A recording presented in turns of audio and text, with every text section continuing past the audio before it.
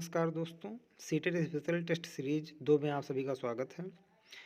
10 question तक हम लोगों ने कर लिया था। आज हम लोग 11वां से फिर शुरू करेंगे और 10 प्रश्न लेंगे। क्वेश्चन नंबर 11 कह रहा है निम्नलिखित में से कौन सा एक अन्य विकल्पों से संबंध नहीं है। पहला कहा है प्रश्नोत्तर सत्रों को संगठित करना। दूसरा कह रहा है किसी विषय पर विद्यार्थियों की प्रतिक्रिया को लेना। तीसरा कह रहा है प्रश्नोत्तरी प्रचालित करना और चौथा कह रहा है स्व आकलन के कौशलों को प्रमाणित करना। तो इसमें कौन सा सही होगा, आप लोग गेस करिए। इसमें आपका चौथा सही होगा।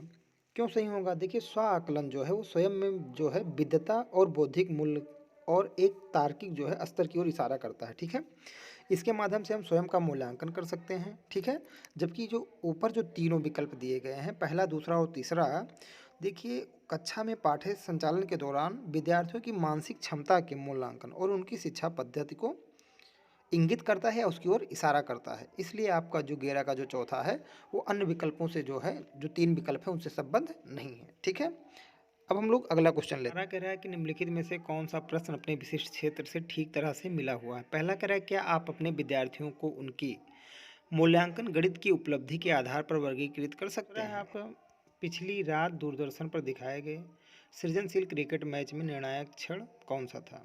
तीसरा है जड़ी बूटियों के प्रयोग द्वारा चिकन अनुप्रयोग पकाने हेतु कोई नई पाकविधि लिखिए। चौथा, निर्धारित कीजिए कि दिए गए मापकों तो विश्लेषण में कौन सा मापक आपको उत्तम परिणामों को माप पाने में सर्वाधिक प्रवृत्त कर सकता है। तो इसमें कौन सा सही होगा, आप लोग गेस करिए। आपका चौथा सही होगा, क्योंकि जो चौथा विकल्प है ये विश्लेषण की प्रक्रिया को क्या करता है, व्याख्यापित करता है।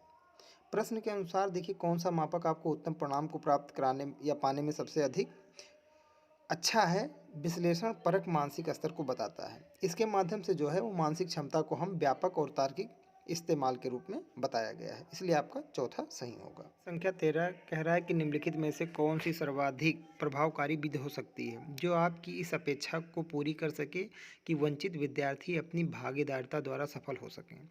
पहला कह रहा है आप उनकी सफलता है तो उनकी क्षमता में विश्वास को अभिव्यक्त करें। दूसरा कह रहा है पढ़ाए जाने वाले विषय में आप अपनी रुचि विकसित कर सकें।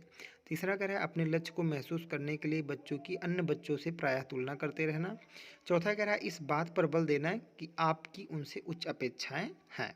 तो इसमें आप लोग गेस करिए कौन सा सही होगा। देखिए सकारात्मक मानसिकता जो है वो लक्ष्य की प्राप्ति में काफ़ी हद तक क्या होता है, लाभकारी होता है। ठीक है, तो विजय जो है वो सिर्फ कार्य से ही नहीं बल्कि सकारात्मक सोच के संयोगमन का ही परिणाम होती है। देखिए अगर आप किसी विद्यार्थी के गुणों में, उसकी क्षमता, उसके व्यक्तित्व में अगर आप विश्वास रखेंगे, उसके सफलता के प्रति अगर आप पूरा भरोसा खुद पे रखेंगे, तो क्या करें कि आप विद्यार्थी की जो सफलता के लिए क्या करेंगे, उसे मूर्त रूप देने में सक्षम हो सकेंगे, क्योंकि क्या है, आपको भरोसा है।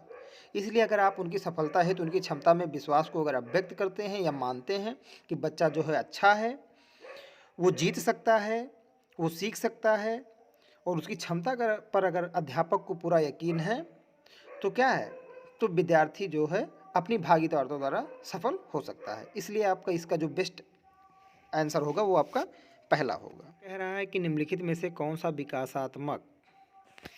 विकासात्मक विकार का उदाहरण नहीं है। पहला कह रहा है आत्मविमोह, दूसरा कह रहा है परमस्तिक घात, तीसरा कह रहा है पर अभिघातज तनाव और चौथा कह रहा है न्यून अवधान सक्रिय विकार। तो आप लोग गेस करिए कि इसमें कौन सा होगा। इसमें आपका तीसरा सही होगा। क्यों, देखिए बालक के विकास की प्रक्रिया में अनेक बीमारियां पाई जाती हैं, जिसमें जो पहला है आत्मविभोर। तो ये एक ऐसी बीमारी है जिसमें जो बच्चा है वो अपने आसपास के पर्यावरण से अनजान रहता है, उसे कुछ पता ही नहीं होता है। ठीक है, कि आसपास क्या हो रहा है या हमारे पर्यावरण में क्या है। जबकि परमस्तिक जो है वो बात के अंतर्गत, जैसे बच्चों में क्या है, संवेदनशीलता ही नहीं रहती है, वो किसी चीज़ को लेकर क्या संवेदनशील नहीं होते हैं और उनमें जो होता है वो शारीरिक अक्षमता का क्या हो जाता है, विकास हो जाता है, तो इससे वो कुछ नहीं कर पाते हैं। इसी तरह अगर न्यून अवधान सक्रिय जो विकार है, उसके अंतर्गत क्या है, बच्चा किसी भी बिंदु पर अपना ध्यान केंद्रित करने में सक्षम नहीं हो पाता है। वो क्या करता है कि कहीं भी अपनी बात मतलब में अपना जो ध्यान है, वो अपना माइंड है, वो कंसंट्रेट कहीं नहीं कर पाता है। ठीक है, तो इसमें जो विकासात्मक व्यवधान का उदाहरण कौन सा नहीं होगा, पर अभिघातज तनाव। ठीक है, तो इसमें 14 का तीसरा सही होगा और पहला और दूसरा और चौथा क्या है वो मैंने आपको बता दिया है। ठीक है, कह रहा है कि बहुशिक्षण शास्त्रीय तकनीकें, वर्गीकृत अभिगम सामग्री, बहु आकलन तकनीकें तथा परिवर्तनीय जटिलता एवं सामग्री का स्वरूप निम्नलिखित में से किससे संबंध है। पहला कह रहा है सार्वभौमिक अधिगम प्रारूप, दूसरा कह रहा है उपचारात्मक शिक्षण, तीसरा कह रहा है विभेदित अनुदेशन, चौथा कह रहा है पारस्परिक शिक्षण। तो आप लोग गेस करिए कि इसमें से कौन सा होगा। तीसरा होगा विभेदित अनुदेशन। देखिए, बहुशिक्षण शास्त्रीय जो तकनीकें हैं, वर्गीकृत अधिगम सामग्री, बहु आकलन तकनीकें तथा जो परिवर्तनीय जटिलता एवं सामग्री का जो स्वरूप है, वो शिक्षा की विविधता भरी अनुदेशन प्रणाली को क्या करता है, व्याख्यातित करता है, उसकी व्याख्या करता है। इस संदर्भ में अगर देखा जाए तो जो विभेदित अनुदेशन की जो प्रक्रिया है, वो सफल तकनीक के रूप में इस्तेमाल की जा सकती है या की जाती है। इसलिए आपका जो है ये तीसरा सही होगा या तीसरे से संबद्ध होगा विभेदित अनुदेशन से। कह रहा है कि निम्नलिखित में से प्रतिभाशाली अधिकर्मताओं के लिए क्या समुचित है। पहला, वह अन्यों को भी कुशल प्रभावी बनाते हैं तथा सहयोगी अधिगम के लिए आवश्यक है।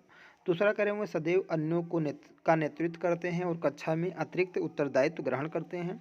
तीसरा करें, अपनी उच्च स्तरीय संवेदनात्मक के कारण वह भी निम्न श्रेणी पा सकते हैं। चौथा कह रहा है बुनियादी तौर पर उनकी मस्तिष्कीय शक्ति के कारण ही उनका महत्व है। तो आप लोग गेस करिए कि इसमें कौन सा होगा। आपका तीसरा सही होगा। क्यों सही होगा, देखो भाई, अगर कोई भी प्रतिभाशाली सीखने वाला जो छात्र है, ठीक है, वो किसी भी चीज़ को आसानी से समझ सकता है, ये एकदम सत्य है। लेकिन जब प्रतिभाशाली जो सीखने वाला बच्चा होता है, कभी कभी उसे क्या होता है, खुद पे बहुत ज़्यादा प्राउड फील होने लगता है। उसे जब प्राउड फील होने लगता है तो क्या करता है कि वो छोटी छोटी चीज़ों को नज़रअंदाज करेगा। अरे यार, ये तो मुझे आता ही, मैं कर लूँगा।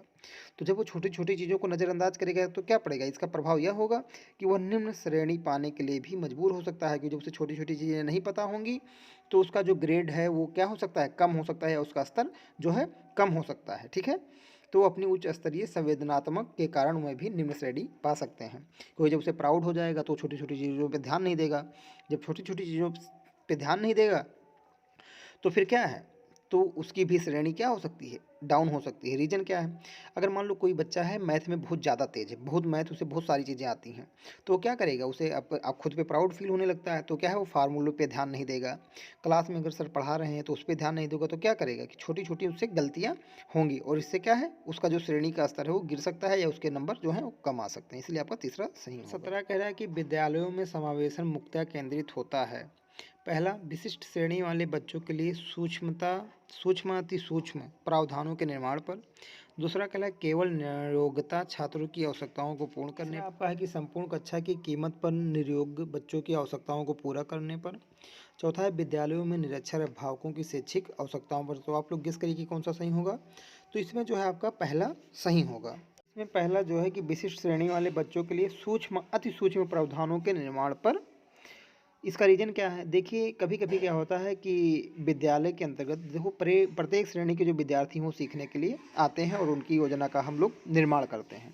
लेकिन कभी कभी ऐसी परिस्थितियों का जन्म हो जाता है कि विद्यार्थी की जो संपूर्ण विकास की जो जिम्मेदारी है वो विद्यालय के ऊपर ही आ जाती है। ठीक है, तो जब विद्यालय के ऊपर आ जाती है, सारी जिम्मेदारी विद्यालय के ऊपर ही आ जाती है। तो चूंकि विद्यालय में क्या है, सभी प्रकार के बच्चे होते हैं, जिन्हें विशिष्ट श्रेणी वाले बच्चे भी उसमें आते हैं। तो हमें क्या है, सूक्ष्म अति सूक्ष्म प्रावधानों के निर्माण पर ही ये संभव है कि समावेशी विकास किया जा सके। इसलिए इसमें आपका पहला सही होगा कि विशिष्ट श्रेणी वाले बच्चों के लिए सूक्ष्म अति सूक्ष्म प्रावधानों के निर्माण पर प्रावधानों का समावेश किया जाए, तभी समावेशी शिक्षा जो है वो कहेंगे कि हम मतलब में जो विद्यालय है वो समावेशन पर मुख्यतः केंद्रित होगा। क्वेश्चन नंबर 18 का है कि बच्चों में सीखी गई निस्सहायता का कारण है। पहला, इस व्यवहार को अर्जित कर लेना कि वे सफल नहीं हो सकते। दूसरा, कक्षा गतिविधियों के प्रति कठोर निर्णय। तीसरा, अपने अभिभावकों की अपेक्षाओं के साथ तालमेल न बना पाना। चौथा, अध्ययन को गंभीरतापूर्वक न लेने हेतु नैतिक निर्णय। तो आप लोग गेस करिए कि 18 का कौन सा सही होगा। तो इसमें जो है आपका पहला सही होगा कि इस व्यवहार को अर्जित कर लेना कि वह सफल नहीं हो। देखिए बच्चा क्या है कि जब ये सोचेगा, उसमें क्या है कि निसहायता से तात्पर्य है उस स्थिति या व्यवहार से है कि ऐसी मानसिक स्थिति हो जाती है कि सफलता को लेकर विद्यार्थी जो है वो नकारात्मक हो जाता है। यह अनिश्चितता का अनुभव करने लगता है कि मैं सफल होऊंगा कि नहीं होऊंगा, हो सकता है मैं फेल हो जाऊं। तो जब इस व्यवहार का जब अनुभव करेगा तो क्या है कि वह सफल नहीं हो सकता। अगर इस व्यवहार का अनुभव कर लेगा तो बच्चा क्या है, उसे हमेशा संशय बने रहेगा और यही जो है वो बच्चों में जो है निसहायता का जो है वो कारण होता है। इसलिए 18 का जो है वो आपका पहला सही होगा। क्वेश्चन नंबर 19 कह रहा है कि यदि एक विद्यार्थी विद्यालय में लगातार निम्नतर श्रेणी प्राप्त करती है तो उसके अभिभावकों को उसकी सहायता हेतु परामर्श दिया जा सकता है कि पहला, वह अध्यापकों को घनिष्ठ संगत में कार्य करे। दूसरा, मोबाइल फ़ोन, चलचित्र, कॉमिक्स, खेल हेतु अतिरिक्त काल पर रोक लगाए। तीसरा, जो भली भांति शिक्षा नहीं ले पाए उनके जीवन संबंधी कठिनाइयों का वर्णन करें। चौथा, घर पर उसको परिश्रम पूर्वक कार्य करने पर बल दे। तो 19 का कौन सा सही होगा, आप लोग गेस करिए। आपका पहला सही होगा कि वह अध्यापकों की घनिष्ठ संगत में कार्य करे। क्यों? देखिए, जो सामान्य रूप से अगर देखें तो विद्यार्थी जीवन में विद्यालय में लगातार उपस्थित और निम्न श्रेणी जो प्राप्त करते हैं, ठीक है, में यूनिवर्सल प्रोफेशनल जो है संबंध होता है, रिलेशन होता है, ठीक है। और इस संबंध को स्वीकार भी किया गया है कि लगातार उपस्थिति के कारण ही जो है विद्यार्थी और अध्यापकों की संगत में रहता है। अगर लगातार विद्यालय बच्चा आएगा तो क्या कहेगा, वो अध्यापकों की संगत में रहेगा। अगर लगातार नहीं आएगा तो वो अध्यापक की संगत में नहीं लगे रहेगा और शैक्षिक लाभ भी प्राप्त नहीं कर पाएगा। अतः अगर विद्यालय में लगातार निम्नतर श्रेणी प्राप्त करने पर हम यही परामर्श दे सकते हैं कि जो विद्यार्थी है वो लगातार स्कूल आए, और जब वो लगातार स्कूल आएगा तो अध्यापकों के साथ में रहेगा। जब अध्यापकों के साथ में रहेगा तो क्या रहेगा, वो अध्यापकों की घनिष्ठ संगत में कार्य करेगा, तो वो निश्चित रूप से क्या होगा, सफल होगा। यही परामर्श दिया जा सकता है, इसलिए इसमें आपका पहला सही होगा। क्वेश्चन नंबर 20 आपका कह रहा है कि निम्नलिखित में से समस्या समाधान को क्या बाधित नहीं करता। पहला, अंतर्दृष्टि। दूसरा, मानसिक प्रारूपता। तीसरा, मोर्चाबंदी। चौथा, निर्धारण। तो इसमें आप लोग गेस करिए कि कौन सा सही होगा। तो 20वां में जो है आपका वो पहला सही होगा, अंतर्दृष्टि। अंतर्दृष्टि का अगर हम सामान्य रूप से संबंध समझें तो यह किसी विशेष जो है विषय वस्तु के संबंध में जो है किसी प्रभाव को समझने से है, ठीक है। इसलिए समस्या समाधान को यह किसी भी प्रकार से क्या करता है, बाधा नहीं पहुंचाता है या बाधित नहीं करता है, ठीक है। इसके अलावा अगर देखा जाए तो मानसिक प्रारूपता, मोर्चाबंदी और तथा निर्धारण जो है वो किसी न किसी प्रकार से जो है वो समस्या समाधान में क्या है, बाधक है। इसलिए जो है क्या बाधित नहीं करेगा, वो आपकी अंतर्दृष्टि है वो समस्या समाधान को बाधित नहीं करेगी। इसलिए आपका इसमें पहला आंसर सही है। ये हमारा सीटेट स्पेशल सीरीज 2 था और हम लोगों ने इसमें 20 प्रश्न सॉल्व किए हैं। और देखिए, इसे आप 20 प्रश्न ही ना मानिए, क्योंकि इसमें आपके 4 ऑप्शन होते हैं। अगर ये चारों ऑप्शन अगर आपके क्लियर होते चलते हैं तो आपके 20 चौक 80 प्रश्न हैं। तो हम लोगों ने अभी तक क्या है कि 20 प्रश्न 2 श्रृंखला में 10 प्रश्न करके सीटेट स्पेशल के 20 प्रश्न सॉल्व किए हैं। तीसरी श्रृंखला में हम लोग और 10 प्रश्न लेंगे और उसका वीडियो कल सुबह आपको 7 बजे फिर से मिल जाएगा। तो आप लोग चैनल को लाइक एवं सब्सक्राइब कर लीजिए। और अगर आपको किसी पॉइंट पे अगर समझ में नहीं आता है, या सुपर टेट की तैयारी कर रहे हैं आप, या टेट सीटेट या वनडे एग्ज़ाम की तैयारी कर रहे हैं, अगर आपको पढ़ाई से रिलेटेड कोई प्रश्न है, कुछ आप पूछना चाहते हैं, तो आप एक मित्र के रूप में आप मुझे कमेंट बॉक्स में बताइए और मैं उस सवाल का आपके जवाब दूंगा जल्दी से जल्दी, वीडियो के माध्यम से, या मैं पर्सनल कांटेक्ट करके आपको उसका जवाब दूंगा ताकि आप संतुष्ट हो सकें। Thank you.